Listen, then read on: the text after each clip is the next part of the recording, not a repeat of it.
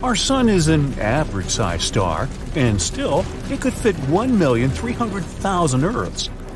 The star is also 333,000 times as heavy as our planet. NASA has translated radio waves created by planets' atmospheres into audible sounds.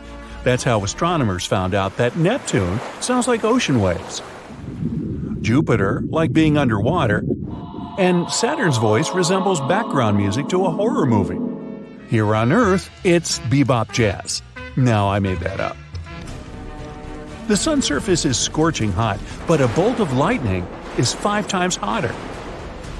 Earth gets struck by 100 lightning bolts every second, which results in 8 million lightning strikes a day and around 3 billion a year. Ooh, shocking. If you manage to go to the moon one day and see fresh footprints, that doesn't mean there's someone else there with you. Footprints or similar marks can last for 1 million years over there. Because the moon doesn't have an atmosphere, there are no winds, not even a breeze, that can slowly erase those footprints. Astronomers have found the largest hole we've ever seen in the universe. It's the giant void that spreads 1 billion light-years across. They found it accidentally. One of the research team members was a little bored and wanted to check how things are going in the direction of the cold spot. That's an anomaly in the Cosmic Microwave Background Map, or CMB for short. It's a faint glow of light that falls on our planet from different directions and fills the universe. It's been streaming through space for almost 14 billion years as the afterglow that occurred after the Big Bang. So you fall right into the heart of the black hole and prepare for a sad end. Well, you don't have to. Falling into a black hole won't necessarily destroy you or your spaceship. You have to choose a bigger black hole to survive. If you fall into a small black hole, its event horizon is too narrow, and the gravity increases every inch down. So if you extend your arm forward, the gravity on your fingers is much stronger than on your elbow. This will make your hand lengthen, and you'll feel some discomfort. Rather significant, to be honest. Things change if you fall into a supermassive black hole, like the ones in the center of galaxies. They can be millions of times heavier than the Sun. Their event horizon is wide, and the gravity doesn't change as quickly. So, the force you'll feel at your heels and at the top of your head will be about the same.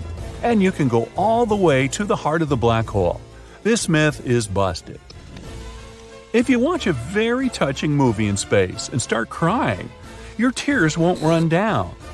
They will gather around the eyeballs.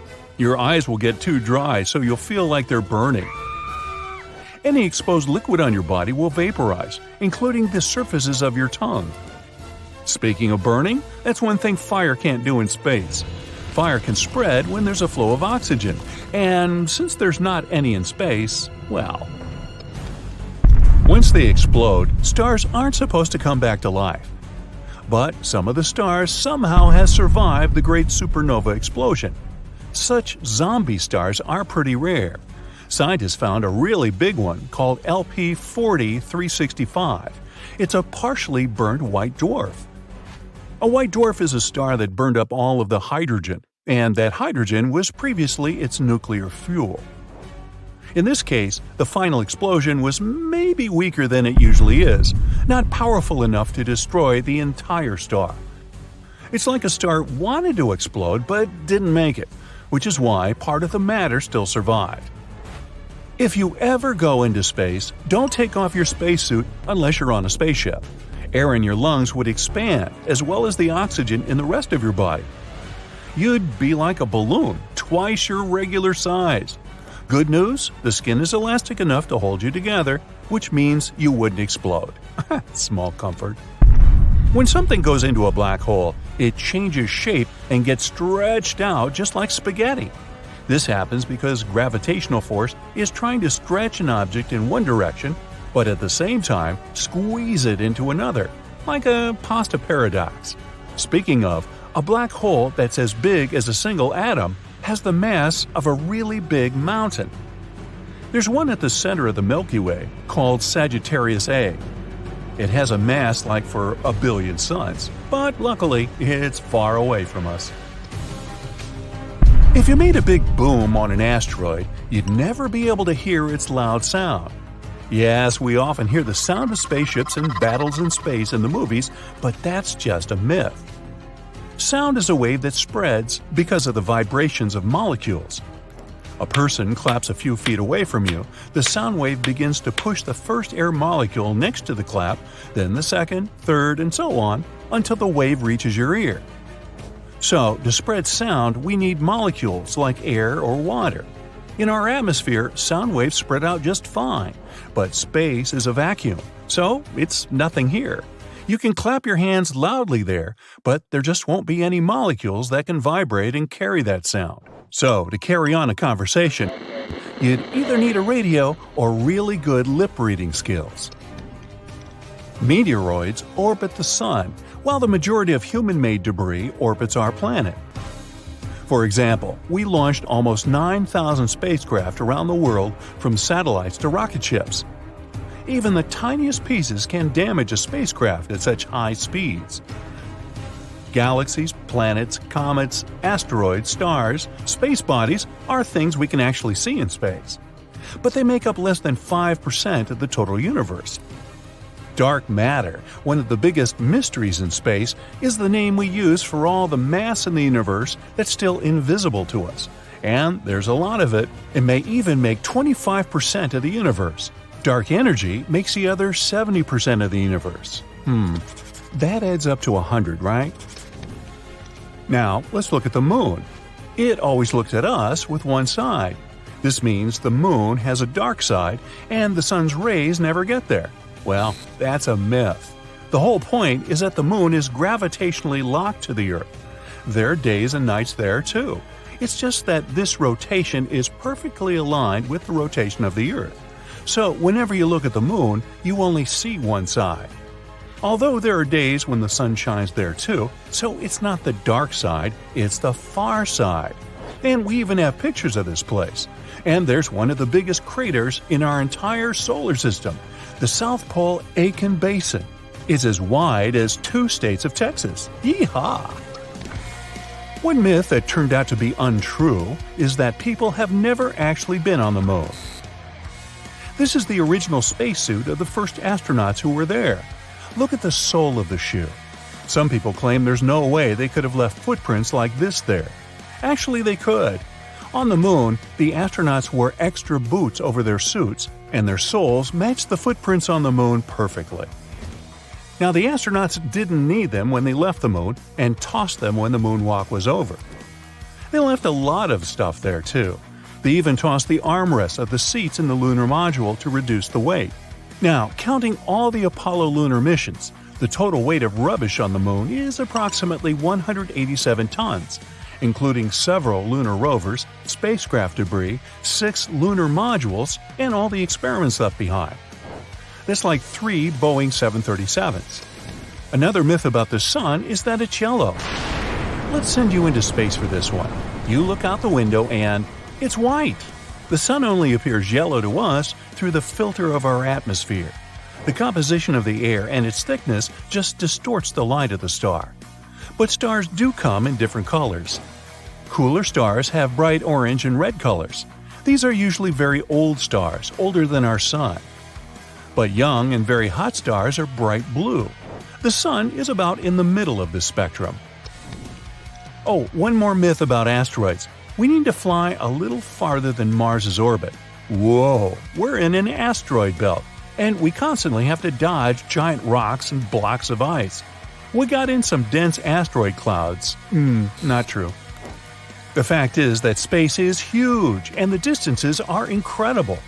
All the rocks and debris in the asteroid belt are only 4% of the weight of the moon, so there really aren't that many of them there. To understand the dimension of the emptiness in space, look at the collision of 2 galaxies. There are billions of stars in each of them. If we mix them up, it's unlikely there will be any collisions even here. Aristotle once said that gold was water solidified in the ground and mixed with the sun's rays. Others were sure that gold was made with the help of the philosopher's stone. When the ancient Incas first saw gold, they decided that this metal, falling from the sky, was the tears of a mythical creature, but its real origin seems much more epic.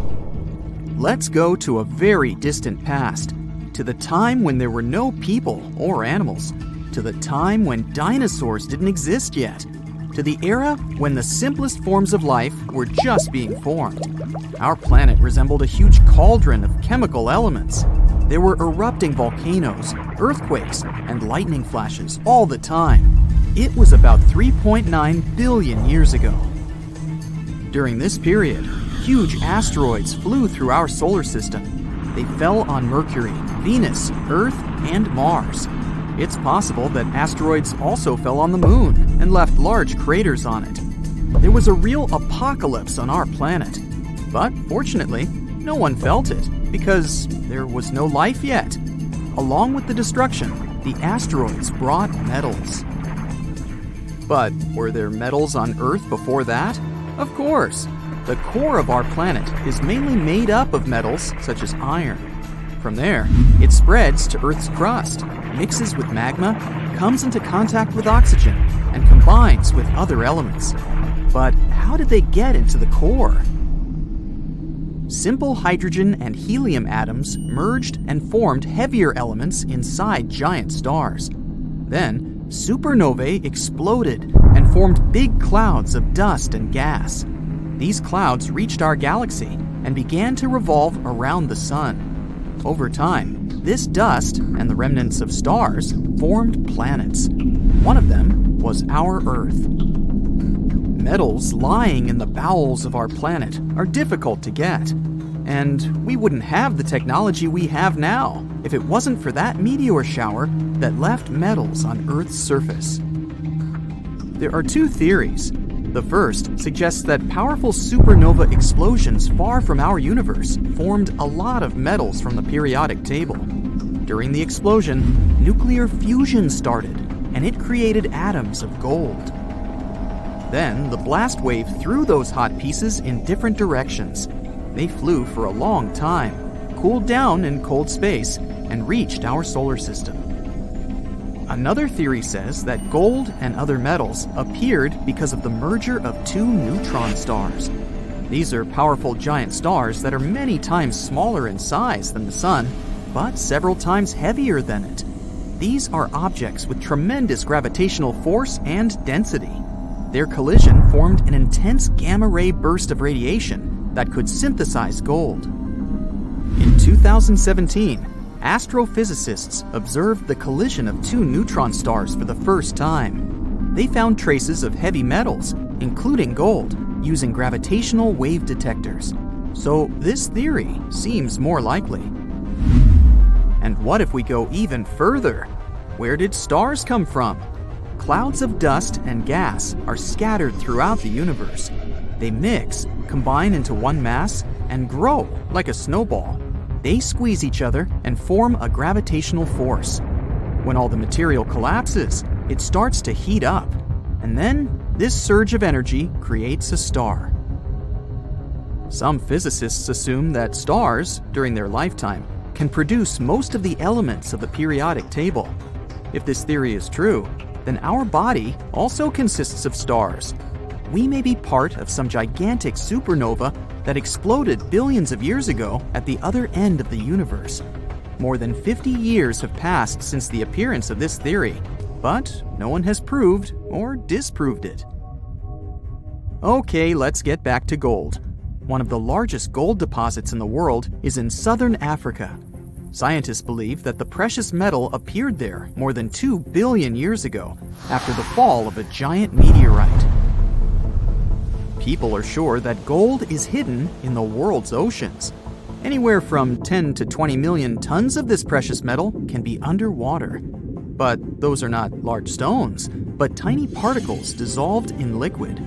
The extraction of such gold is too expensive. Now, let's find out how people mine gold and turn it into jewelry.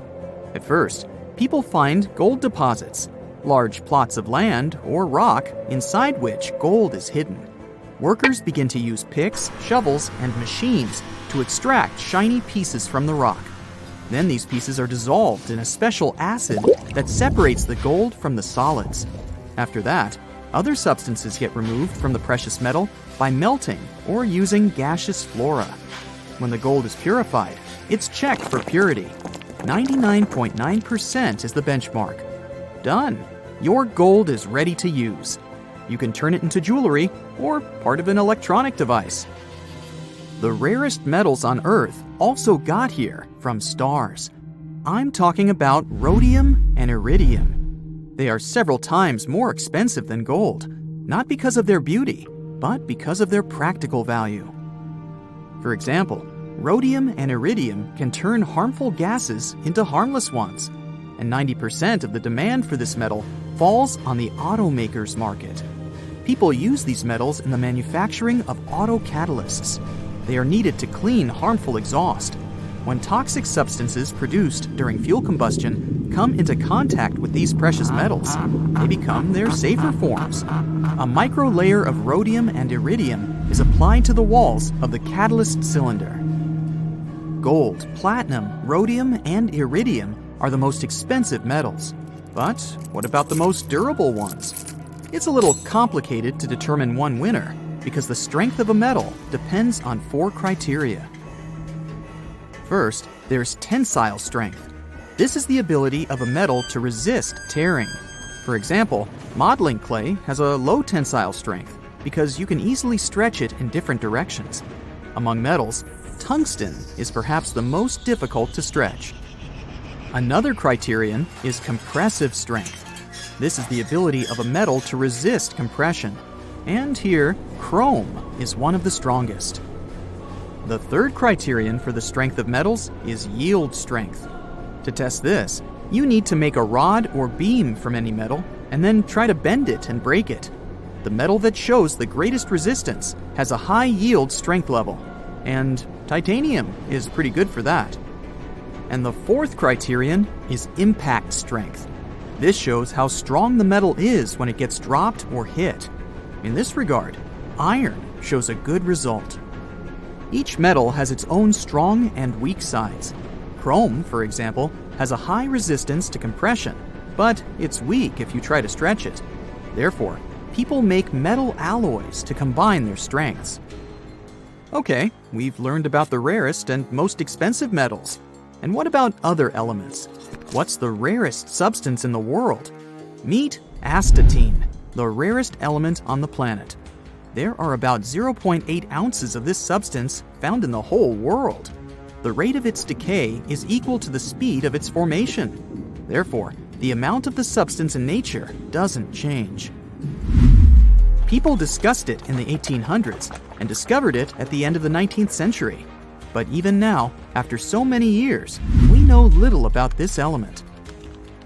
In 1869, the creator of the periodic table, Dmitri Mendeleev, learned that there was a certain substance numbered 85 in the group of halogen elements.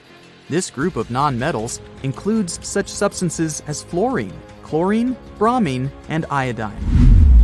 So astatine is considered the heaviest of all known halogens and most similar to metals. It has a low melting point and conducts heat and electricity poorly. It's brittle in solid form and has a dark color. Even today, scientists don't know all its properties. It's almost impossible to find it in nature, but chemists have learned to synthesize it artificially. People don't know how to use this element because it's too radioactive. But in some laboratories, scientists conduct experiments using astatine to treat thyroid diseases.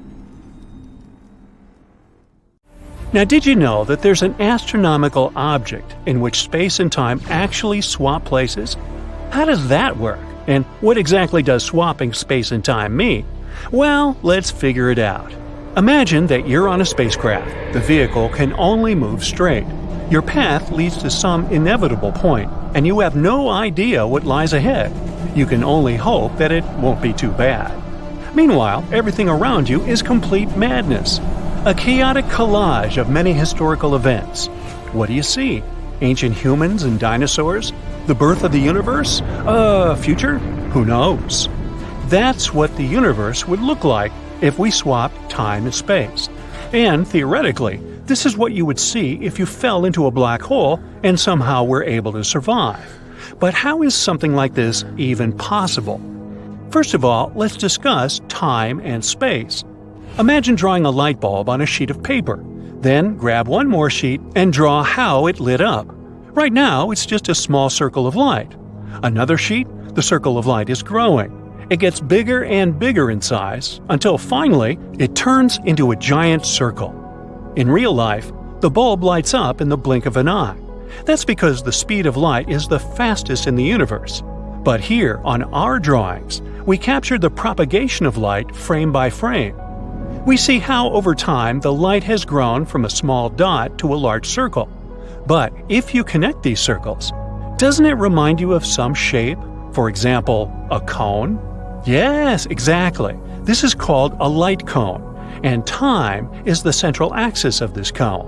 Why? Because light turns from a small dot into a large circle over time.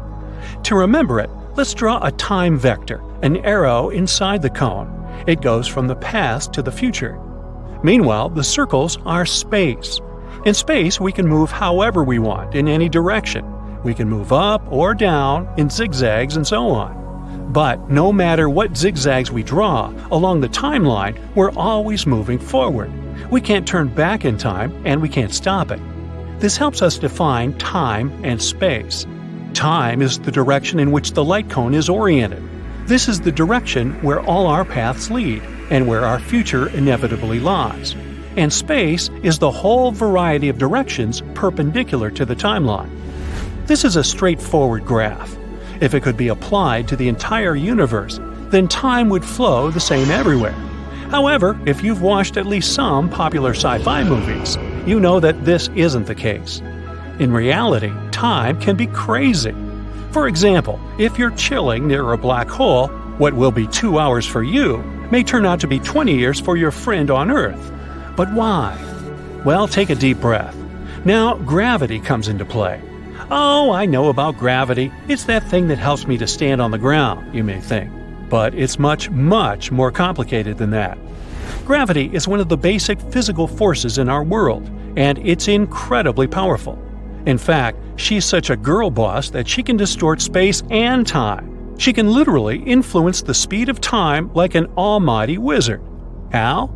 Well, let's take something slightly bigger than a light bulb. For example, a supernova. Somewhere in the universe, a star has just made a boom. How do we know about it? Well, nothing in the universe, no sound, no radio waves, nothing, travels faster than light. So we'll know about the birth of a supernova only when we see it. And this will happen only when its light cone grows enough and reaches our planet. So the light cone grows and grows. So far, everything is fine. And finally, it reaches our planet. But there's a catch. You see, our planet is very massive, and it has pretty strong gravity. What happens then? Gravity changes the direction of the light cone. It begins to attract the cone to the center of our planet, and with it, it also attracts our arrow of time. That means it slows the time down, and the closer the light cone is to us, the more the arrow bends and the slower time goes. What does it mean? Well, for example, the fact that the watch on your ankle will lag behind the watch on your wrist, that your head is aging faster than your legs, and that astronauts in Earth's orbit age a little slower than people on Earth. This is what scientists call general relativity. Right.